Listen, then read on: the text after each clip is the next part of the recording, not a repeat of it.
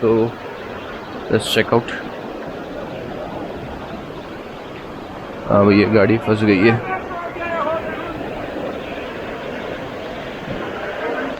गाड़ी फंस गई है भैया, गाड़ी फंस गई है।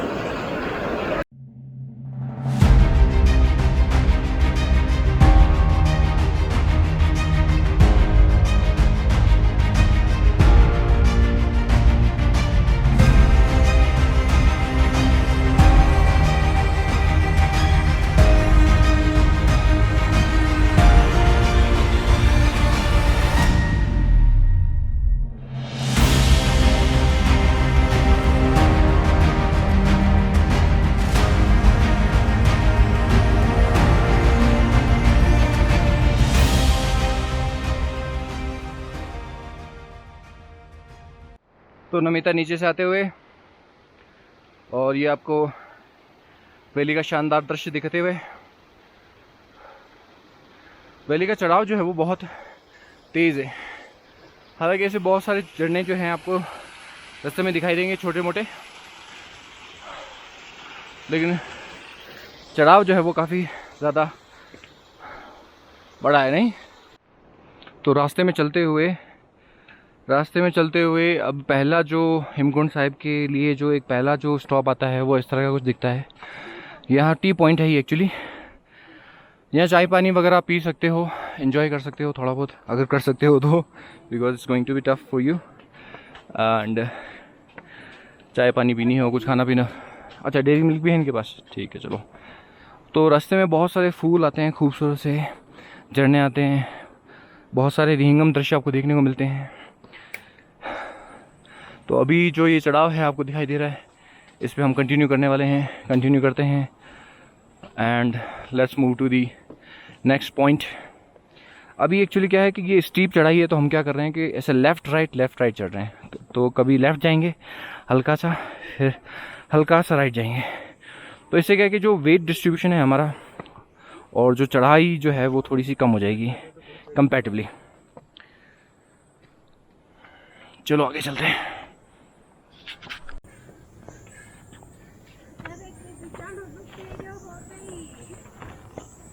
अरे मारे बूढ़ा बो आ गयो रे छोरा।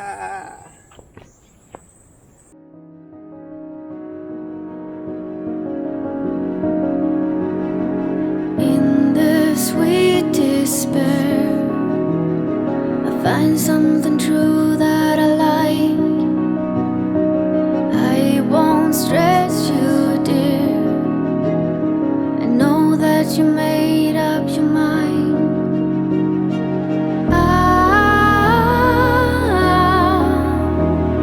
Pretending that nothing has changed.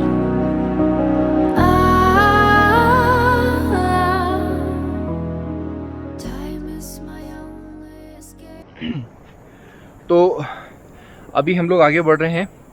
अभी रास्ते में हमें कोई भी बंदा जो है अभी तक नहीं मिला है। हम लोग लगभग 2 किलोमीटर चल चुके हैं और 2 किलोमीटर से हम जो है 3 लोग ही चल रहे हैं। और रास्ता जो है बहुत सुनसान है, बहुत शांत है। तो इसको कह सकते हैं फ़ायदा भी है, नुकसान भी है। अगर ग्रुप मिलते रहते हैं तो ऐसा टाइम पास होता रहता है, लोग बातें करते चलते हैं। क्योंकि रास्ता जो पूरा सुनसान है, ना आगे कोई 1-1 किलोमीटर दिख रहा है, ना पीछे कोई दिख रहा है। तो पर बड़ा ही शांत है चारों तरफ। एक्चुअली अभी क्या है कि बादल ही बादल आ चुके हैं और जो रास्ता जो है वो बड़ी आसानी से हम कवर कर पा रहे हैं।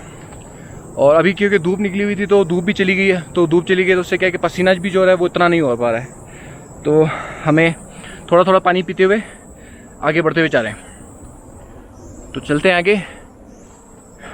अभी शायद 3-4 किलोमीटर और जो हमें लगभग और ऊपर चढ़ना है। शायद 4 घंटे और लग जाएंगे चढ़ते चढ़ते।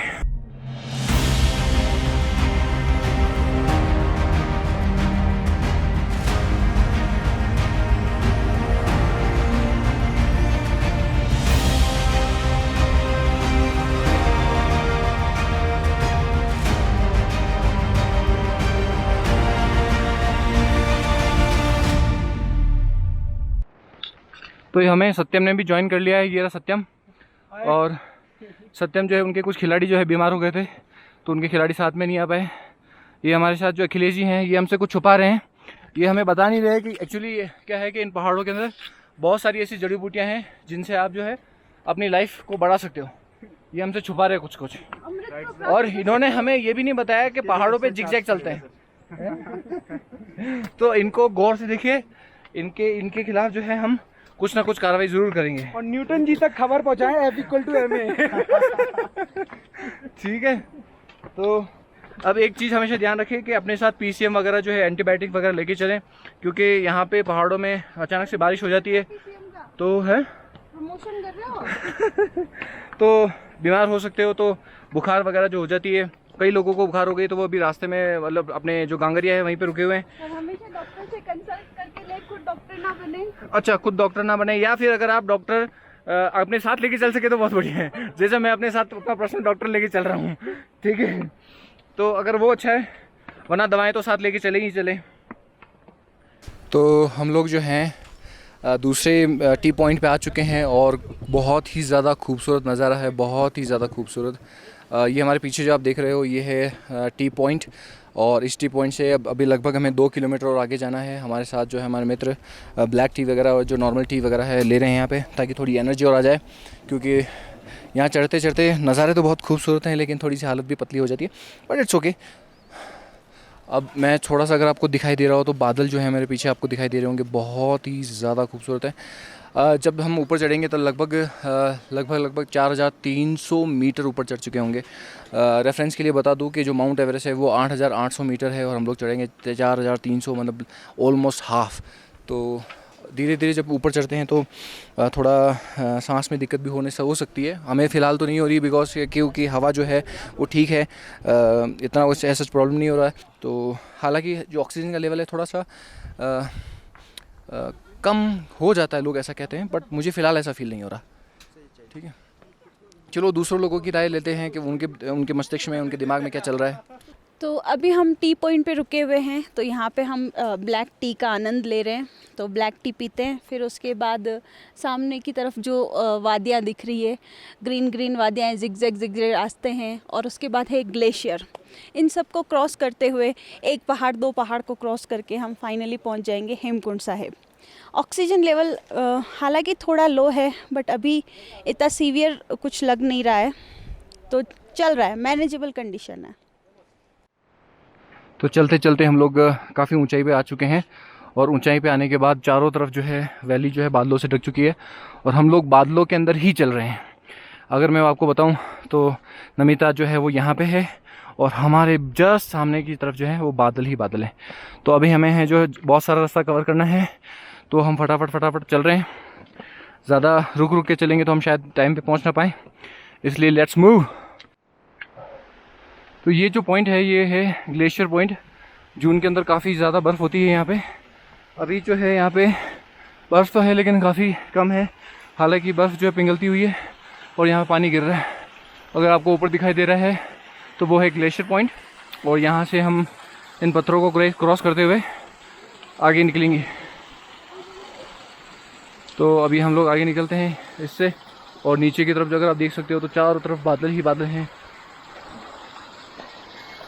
तो अब यहाँ से जो है नमिता को जो है थोड़ा प्यास लगी है तो पानी भर लेते हैं। यहाँ से बहुत ही फ्रेश वाटर है, तो यहाँ का पानी जो है काफ़ी शुद्ध और पीने लायक है। कुछ लोग जो हैं वो ट्रैक करके वापस नीचे जाते हुए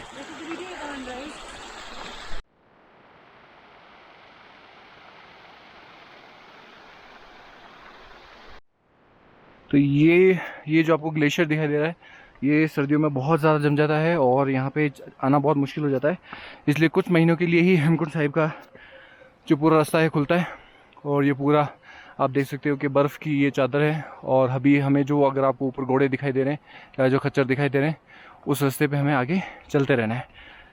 तो चले मैडम, चलो। ज़्यादा ठंड तो नहीं लग रही है? कानों पे लग रही है। कानों पे ठंड लग रही है?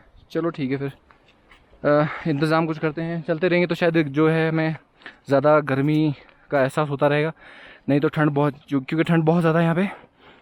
4300 मीटर सुनने में भी काफ़ी अच्छा लगता है कि काफ़ी ऊंचाई पे आए हैं। एटलीस्ट हाफ तो चढ़ गए ना सुनो, एवरेस्ट का हाफ आ गया। एवरेस्ट का हाफ चढ़ गया भाई अपन। तो तो खुशी है कि एवरेस्ट के हाफ तो कम से कम चढ़ लिए। कभी टाइम में कभी मौका मिला, ज़िंदगी ने मौका दिया तो एवरेस्ट भी चढ़ जाएंगे। चलते हैं आगे।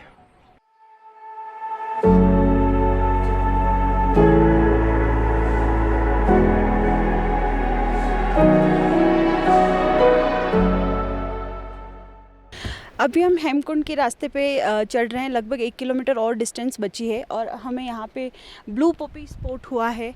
और ब्लू पॉपी जो है इसकी खूबसूरती के लिए काफ़ी जाना जाता है और इसको क्वीन ऑफ फ्लावर्स भी कहा जाता है। तो काफ़ी कांटेदार इसके पेड़ जो पौधा है काफ़ी कांटेदार है। तो प्रकृति भी बड़ी स्मार्ट है, उसने खूबसूरत चीज़ों को प्रोटेक्ट करने के लिए कांटे दे रखे हैं। हेमकुंड साहिब के रास्ते में जाते हुए हम लोगों को बारिश मिली है और हम लोग ऑलमोस्ट तो क्या हम लोग बादलों में ही चल रहे हैं। आपको मेरे को पता नहीं शायद दिखाई दे रहा होगा, दिखाई नहीं दे रहा होगा, पर बादल जो हैं चारों तरफ हो चुके हैं।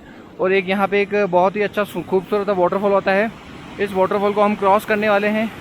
बहुत तेज़ है। अच्छा, ये जो है वो है लक्ष्मण गंगा रिवर और ये आगे जा कर के अलकनंदा में मिल जाती है। तो अब इस पुल को हम क्रॉस करने वाले हैं आगे। सो फाइनली हम लोग पहुंच चुके हैं गुरुद्वारा हेमकुंड साहिब और इसकी ऊंचाई लगभग 4500 मीटर है। तो एक तरह से समझ सकते हो हमने आधा एवरेस्ट चढ़ लिया है आज। और ये जो गुरुद्वारा आप मेरे पीछे देख पा रहे हैं बहुत ही खूबसूरत वादियों के बीच में ये हैं, 7 पर्वतों के बीच में हैं। उससे रिलेटेड भी कुछ स्टोरी है जो अभी थोड़ी देर में मैं आपके साथ शेयर करूँगी। मेरे पीछे एक धार्मिक स्थल, एक तालाब है जिसमें स्नान करना काफ़ी पवित्र समझा जाता है सिख धर्म के अंदर। और स्नान के बाद फिर गुरुद्वारे में दर्शन किए जाते हैं। तो हम बात कर रहे थे इस तालाब की, इस झील की।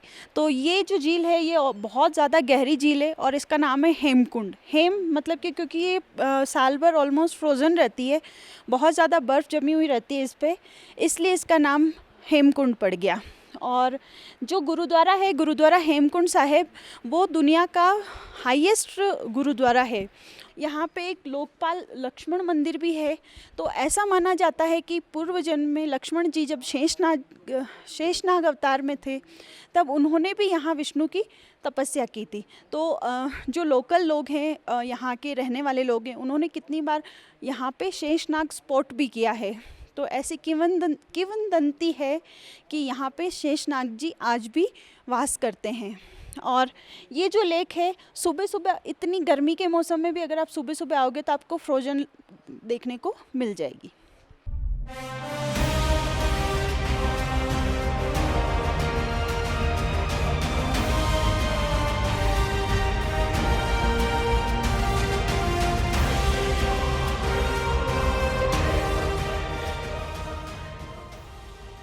क्योंकि 6 किलोमीटर, लगभग 6 से 7 किलोमीटर जो है आपको पैदल ट्रैक करना होता है। घांगरिया से ये ट्रैकिंग स्टार्ट होती है और ट्रैकिंग होते होते इन खूबसूरत वादियों में आना होता है। मेरे पीछे ब्रह्म कमल जो है वो खिल रहा है और अभी मेरे पास जो दूसरा कैमरा है उससे मैं उस ब्रह्म कमल की फ़ोटो लूँगा। तो यहाँ का जो मौसम है अभी फ़िलहाल के लिए तो बहुत ही ज़्यादा धुंध भरा है। हम चारों तरफ पहाड़ियाँ हैं और जो बादल हैं वो आ रखे हैं। हम लोग सिर्फ 4 लोग हैं यहाँ पर और जो फुल इंजॉय चल रहा है यहाँ पे। हालांकि मुझे थोड़ी सी माउंटेन सिकनेस हो गई है तो मुझे टैबलेट वगैरह लेनी पड़ी है, बट ठीक है, अभी सब कुछ ठीक लग रहा है। अभी हम आप यहाँ बैठे हैं ब्रह्म कमल के बिल्कुल नज़दीक में और इसका जो साइंटिफिक नेम है वो है सुसेरिया ओविलाटा। और ये जो है उत्तराखंड का स्टेट फ्लावर है। बहुत ही खूबसूरत फ्लावर है। इसको देख के इतना इस पे मन आ गया है ना कि शब्दों में इसकी खूबसूरती बताना, इसको बयां करना बहुत मुश्किल हो रहा है मेरे लिए। और ये जो फूल है शिव और पार्वती जी का फेवरेट माना जाता है। तो उनकी पूजा वगैरह करने में सावन के महीने में स्पेसिफिकली लोग ब्रह्म कमल का बहुत यूज़ करते हैं। जो ब्रह्म कमल है ये हिमालयाज़ की जो हाई एल्टीट्यूड एरियाज़ है सिर्फ वहीं पे खिलता है। तो और बहुत रेयरली स्पॉट होता है, इसलिए इसकी काफ़ी इम्पोर्टेंस बढ़ जाती है। देखते हैं। तो हेमकुंड साहिब का ये जो रास्ता है, सिर्फ हम यहाँ पे 4 हैं और चारों अभी भरी बरसात के अंदर यहाँ से निकलते हुए हैं। तो बारिश जो है वो बहुत तेज़ हो गई है, तो फटाफट से यहाँ से निकलते हैं। और क्योंकि 6 किलोमीटर हमें वापस जाना भी है शाम के 4 बज चुके हैं। शाम के 4 बज गए और हम सबसे आखिरी टूरिस्ट है इस जगह पे। तो सत्यम का कहना है कि हम लोग आखिरी हैं, सबसे ज़्यादा लेट हैं, तो फटाफट निकलते हैं, नहीं तो बहुत ज़्यादा लेट हो जाएंगे। जितना बचे तो ब्लॉग पक्का दिखाएंगे। नहीं जिंदा तो बचेंगे भाई। तो हेमकुंड साहिब से जब आप नीचे जाते हो तो ये 1100 है ना, 1100 सीढ़ियाँ जो हैं वो आप उतर सकते हो। 2 रास्ते हैं। अगर मैं ये रिकमेंड करूँगा कि जाते वक्त इन सीढ़ियों से उतरें, ताकि क्या होगा कि आपको थोड़ा सा आराम मिल जाएगा, और आते वक्त जो है वो जो दूसरा रास्ता है नॉर्मल सीढ़ियों वाला, उस रास्ते से आएँ। सो फ्रेंड्स, सुबह हम लोग निकले थे लगभग 9:30 बजे करीब, और अभी टाइम लगभग 6-6:30 हो रहा है। तो 9:30 से 6:30 जो है हम लोगों का ऑफिस टाइम जो था वो पूरा हेमकुंड के वहाँ पे बीता। और हमारे साथ जो नमिता जी हैं और ये सत्यम और जो अपने अखिलेश जी हैं। सत्यम तो काफ़ी ज़्यादा एक्साइटेड है ब्लॉग के लिए किया गया है कि हम उधर आए हैं। तो सत्यम जो है वैसे तीसरी बार जाके आया है वहाँ पे, और हम लोगों का ये पहली बार था, तो हम लोग जो है काफ़ी थक गए हैं। एक्चुअली जाते वक्त काफ़ी थक गए थे, और मुझे तो छोटी मोटी जो है एक्यूट माउंटेन सिकनेस भी हो गई थी, और थोड़ी बहुत जो है टैबलेट वगैरह भी लेनी पड़ी थी। पर ठीक है, अभी मुझे ठीक लग रहा है। आते वक्त जो है वो थोड़ी बहुत रास्ते में अगर आपको थोड़ा रिलैक्स करते हुए चलोगे तो ज़्यादा अच्छा होगा। कुछ बोलना है? और इनके व्लॉग पे मेरे कमेंट जरूर पढ़ना। वो बहुत सी सच्चाई बताएंगे आपको। तो हम लोग जो रुके हुए हैं वो होटल नंदा लोक पैलेस है, और ये एक्चुअली जब गांगरिया विलेज स्टार्ट होता है तभी यहाँ से जो है ये आपको इनिशियली जो है ये जैसे आप गांगरिया में प्रवेश करते हो तब आपको ये होटल जो है दिखाई दे जाएगा। अब इसके होटल के रूम्स कैसे हैं और किस तरह की फैसिलिटीज है वो मैं आपको दिखा देता हूँ। तो सबसे पहले जो मैं आपको रूम दिखा देता हूँ कि रूम जो है वो किस तरह का आपको यहाँ दिखाई मिल जाएगा।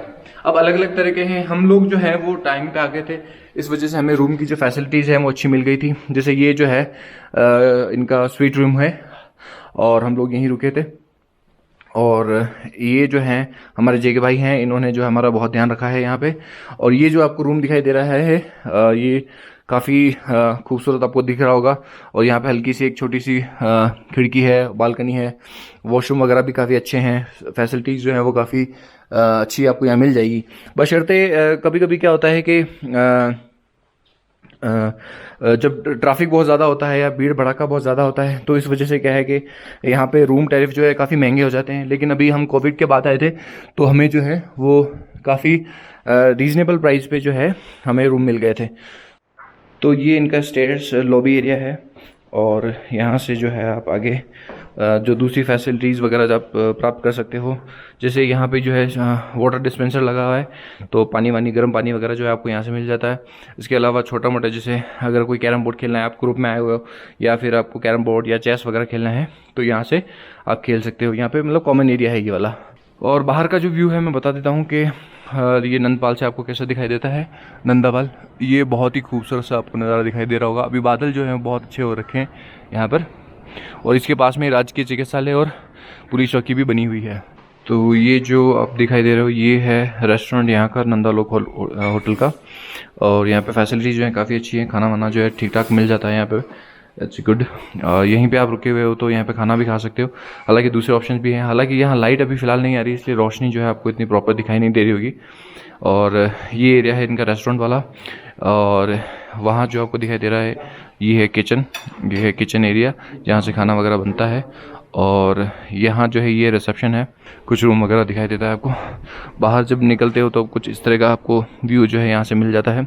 ये जो सामने आपको दिखाई दे रहा है ये रास्ता जो है डायरेक्ट गोविंद घाट से यहाँ आता है। और गांगरिया का ये जो पहला जो है ये तो ये होटल श्री नंदा लोकपाल पैलेस जो है यहाँ पर आपको मिल जाएगा।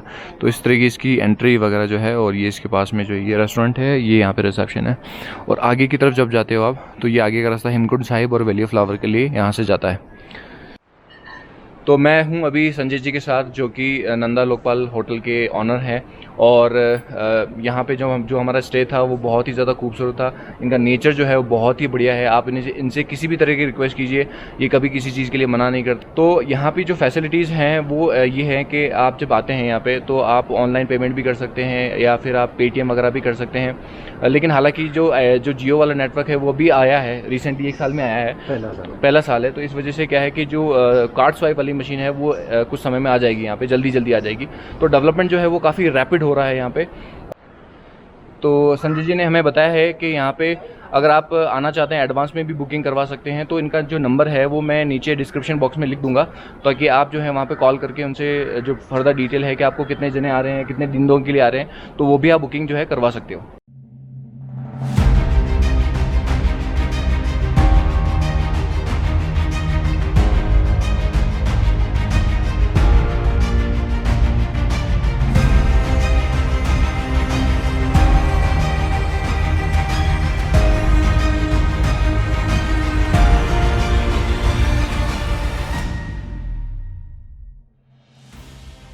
देखिए कितना हार्ड वर्क है यहाँ पे, मतलब it's very difficult to carry such a load और फिर उसके बाद में ऊपर लेके जाना इसको। और अभी ये 10 किलोमीटर जो है इसी रास्ते के ऊपर जाएंगे, मतलब कितना मुश्किल है, मतलब इसे कहते हैं रियल बाहुबली। तो हमारी गाड़ी जो है वो तैयार हो चुकी है। हम लोग ये जो आपको पीछे दिखाई दे रहा है ये है पुलना विलेज। पुलना विलेज से अब हम गोविंद घाट जा रहे हैं और हमारी जर्नी जो है यहाँ से स्टार्ट होती है वापस। ठीक है, तो रमा और अर्पित तो यहाँ बैठे हुए हैं। यहाँ पीछे जो है हमें नए खिलाड़ी जो हमें पिछली बार नहीं मिले थे रास्ते में, तो ये है दीपक और यहाँ पे ये है रवि जो पिछली बार बीमार हो गया था और अभी ठीक है। वैसे अभी तबीयत थोड़ी जो है वो इम्प्रूव हो रही है। और ये वही अपना जाना पहना था, ये वही है सत्यम जो बहुत ही ज़्यादा हर जगह मिल जाएगा। ठीक है, तो अभी हम लोग जो हैं वापस स्टार्ट कर रहे हैं हमारी जर्नी उत्तराखंड के लिए। उत्तराखंड के हम कहाँ जा रहे हैं भाई? जोशीमठ। ठीक है, तो पुलना से हम लोग जा रहे हैं जो गोविंद घाट, और गोविंद घाट से फिर हम लोग निकलेंगे आगे जोशीमठ के लिए। तो ये गाड़ी 4 किलोमीटर जाती है। अच्छा, तो पुलना से जो गोविंद घाट का जो डिस्टेंस है वो है 4 किलोमीटर का, और आप टैक्सी वगैरह जो हायर कर सकते हैं यहाँ से जाने के लिए। तो ये सत्यम ने कुछ नेगोशिएशन किया है नहीं किया पता चले, आगे जाके पता चलेगा। नहीं किया, सब्जी थोड़ी है। अच्छा सब तो नेगोशिएशन जो है यहाँ पे सत्यम का काम नहीं आया। बाकी ये जो है बहुत बड़ा वाला नेगोशिएटर है। और ऐसा लगता है जैसे आगे लैंडस्लाइड हुआ है और लैंडस्लाइड में लगता है गाड़ी फंस गई है। तो अभी देख के आते हैं कि आगे सिचुएशन क्या है और किस तरह की, क्योंकि यहाँ जो है अभी बारिश बहुत ज़्यादा हुई है। तो बारिश ज़्यादा होने की वजह से गाड़ियाँ जो हैं बहुत ज़्यादा फंस चुकी हैं यहाँ पे। कुछ लोग जो है यहाँ जमा हैं और अभी देखते हैं यहाँ पे गाड़ी को सब निकालने का प्रयास करते हैं। तो लेट्स चेक आउट। हाँ भैया गाड़ी फंस गई है।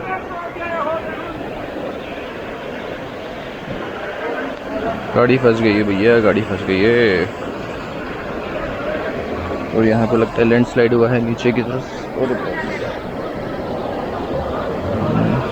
काफ़ी ज़्यादा जो है यहाँ पे सारे लोग प्रयास कर रहे हैं इसको गाड़ी को निकालने का। चलो हम भी थोड़ा बहुत प्रयास कर लेते हैं अगर निकल पाए तो।